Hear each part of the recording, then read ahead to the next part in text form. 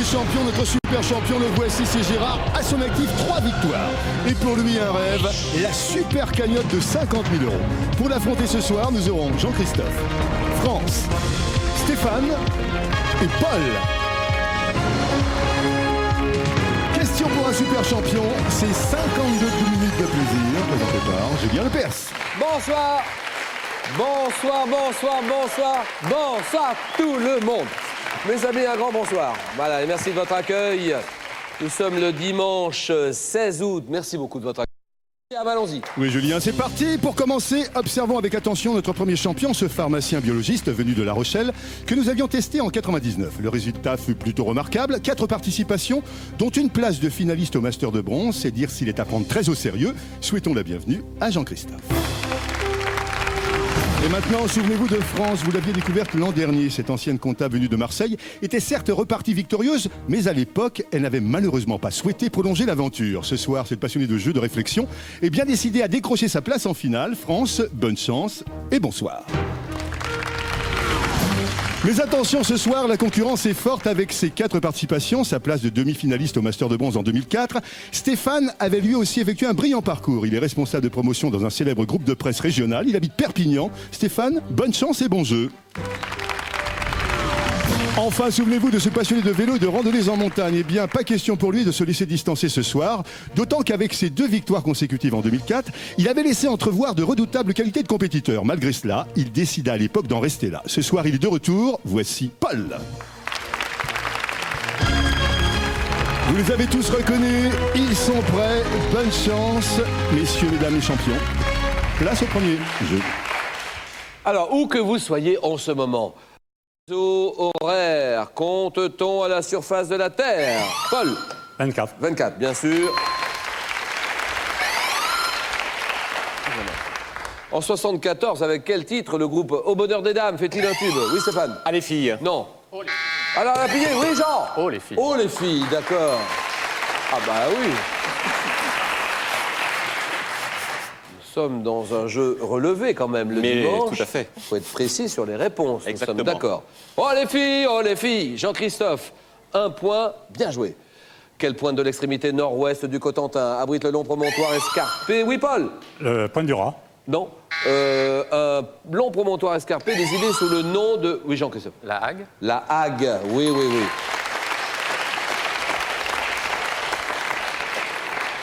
Pointe de l'extrémité nord-ouest du Cotentin, qui abrite le long promontoire escarpé désigné sous le nom de nez de Jaubourg. Nez, comme un nez, de Jaubourg, la Hague, d'accord. Chez l'escargot, quel mot désigne la présence d'organes reproducteurs? France. Hermaphrodite. D'accord. Ouais. D'accord. Escargot, présence d'organes reproducteurs des 2 sexes. Les 2 sexes. L'hermaphrodisme, il est hermaphrodite, d'accord. De quel entremets froid, préparé avec une purée de fruits additionnée de gélatine et de crème fraîche, associe-t-on, Paul? Un sorbet. Le nom à une région d'Allemagne. Une région d'Allemagne. Oui, Jean? Un bavarois. Oui, le bavarois.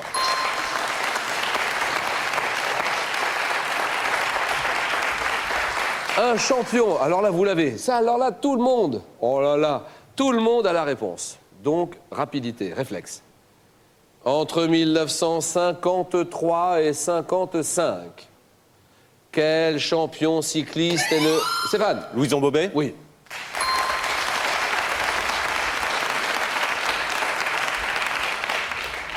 Ou il n'est pas content, Paul? Il n'est pas content parce qu'il a appuyé trop vite, là, Stéphane. Vous l'aviez, bien sûr. Oui, mais... Louison Bobet, vous êtes sur le vélo tous les jours? Oui. Tous les jours? Mais je pédale pas assez vite, quand même. Eh oui. Champion cycliste, premier Français à remporter 3 Tours de France consécutifs, Louison Bobet. Sous quel nom les artistes peintres connaissaient-ils autrefois le carbonate basique de plomb, un pigment blanc aujourd'hui interdit? Monsieur? La céruse. Oui, la céruse.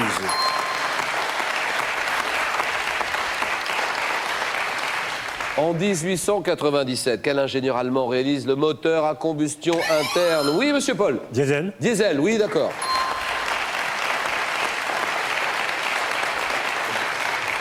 Il réalise le moteur à combustion interne auquel son nom reste attaché, Rudolf Diesel. Bien joué, Paul, qui est en 2e position. De quelle zone membraneuse, comprise entre les os du crâne avant l'entière... Paul? Fontanelle. Oui, la fontanelle, d'accord.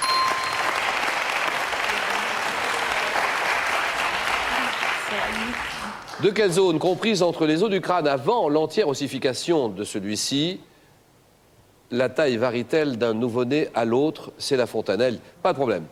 Sachant que le... Alors là, il faut me laisser terminer la question. Sachant que le film le plus long de l'histoire du cinéma dure 85 heures au total.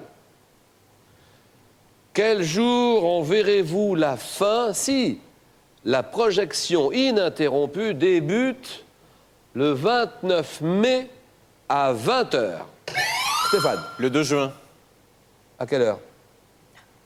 Mais le 2 juin, c'est bon! Le 2 juin, c'est bon, c'est suffisant. Ah.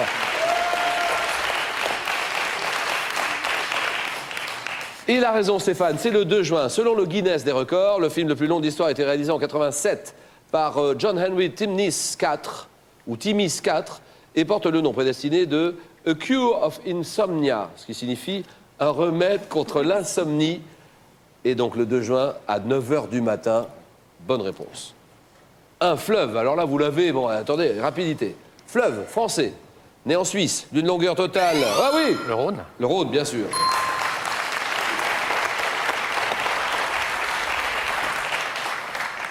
Le Rhône, superbe fleuve français né en Suisse. D'une longueur totale de 812 km, il rejoint la Méditerranée par un vaste delta commençant à partir de la ville d'Arles et il se jette dans la Méditerranée par le delta du Rhône, le delta qui est à Arles, nous sommes d'accord. Quelle église, construite sous Saint-Louis pour abriter les reliques de la Passion, est située à Paris, dans le palais de justice? Paul? La Sainte-Chapelle. La Sainte-Chapelle du Palais, d'accord.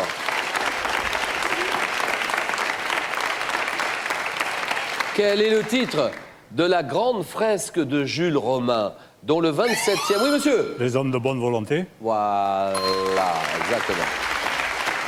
Égalité en tête, Paul et Jean-Christophe, 5-5. Le titre de la grande fresque de Jules Romain, dont le 27e et dernier volume est paru en 1946, Les hommes de bonne volonté, 5-5. Et de quelle substance? Donnez-moi cette substance, de quelle substance très résistante avec laquelle certaines araignées fabriquent leur toile? Oui. Soie. La soie. Oui, France.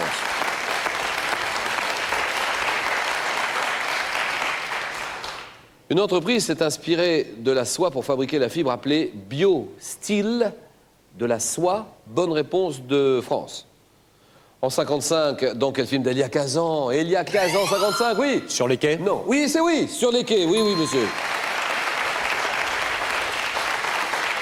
Et oui. Dans quel film d'Elia Kazan, Marlon Brando incarne-t-il un docker du port de New York, on the waterfront, sur les quais? Elia Kazan, 1955. Pour Stéphane, bravo. Dans la mythologie grecque, quelle chèvre dont l'une des cornes devint la corne d'abondance? Paul? Amalthée. Amalthée, oui monsieur, elle nourrissait Zeus.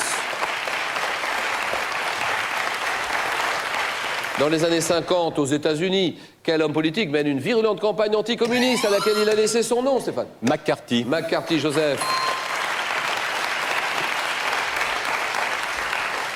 En France, quelle autorité indépendante créée en 78, oui? La Haute Autorité de Non. l'Audiovisuel. Non, non. Veille à ce que l'utilisation des données informatiques, oui. La CNIL. La CNIL, d'accord.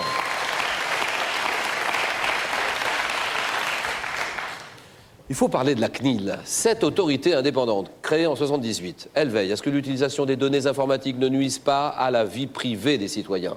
La Commission nationale de l'informatique et des libertés, la CNIL. Bien joué Jean-Christophe, qui prend la tête. Et cette nouvelle question, sous quel nom connaît-on également le champignon comestible appelé bolé? Bolé, oui, si. Le cèpe. Le cèpe, oui, d'accord. Ah. En occultisme. Occultisme, comment appelle-t-on une étoile à 5 branches? Monsieur? Un pentacle. Pentacle, oui, Paul. C'est bien, hein.